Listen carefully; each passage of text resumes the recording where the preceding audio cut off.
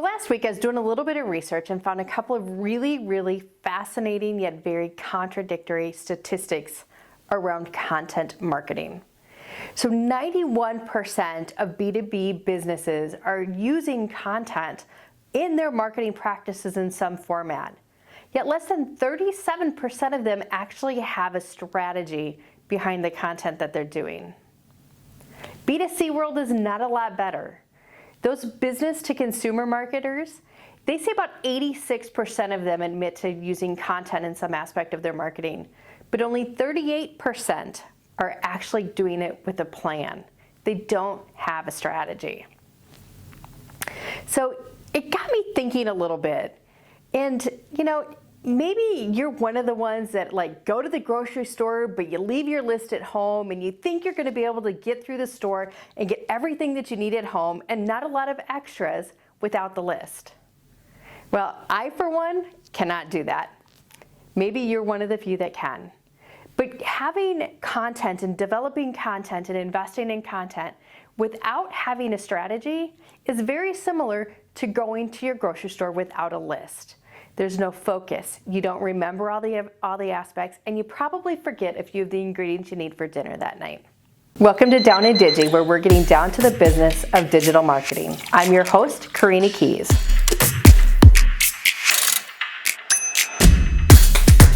So how does that old adage go that a dream without a plan is merely a wish?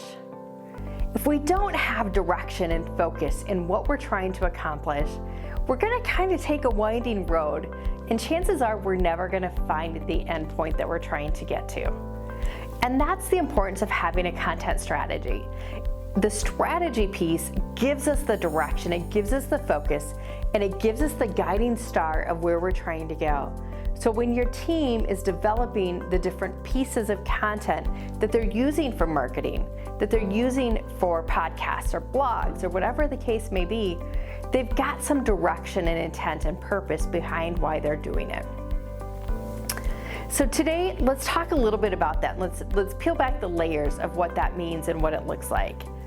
And a really good content strategy starts with the prospects in mind. That's not revolutionary and it's definitely not new, but sometimes we forget why we're developing content. And it isn't just to talk about ourselves or promote a product or boast about how great we are. It really is to help our clients understand what challenges they're facing and find the proper solution, which is our service, right? That's what we want them to do. We want people to come alongside us and we want to walk them through their journey where they're identifying a challenge, they're doing their research, they're trying to come up with a solution, they're maybe testing or looking at different pieces of content from different organizations to see which one is really going to help them the most. And I guarantee you, the one that talks about their problem, their solution, and their outcome is going to win over the one that's talking about features and benefits. When you develop a content strategy and you have a plan in place and you're putting out information that really is customer centric, it's focused on what their needs are, their questions, their desires, their challenges, it becomes extremely successful. In fact, 60% of respondents stated that they were willing to reach out and seek information on a specific product or service from an organization after reading content that they have found on the web.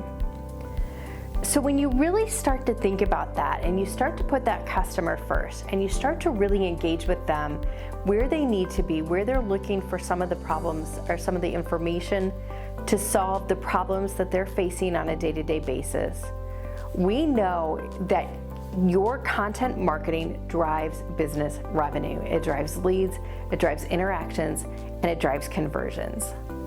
In fact, we know that content marketing tends to cost about 60% less than other forms of digital marketing and has a 3x ROI over those same formats. It's effective, it's inefficient, and it drives sales.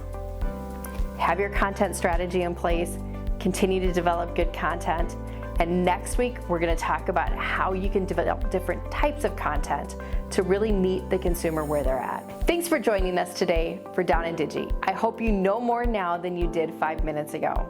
Until next week, Cheers.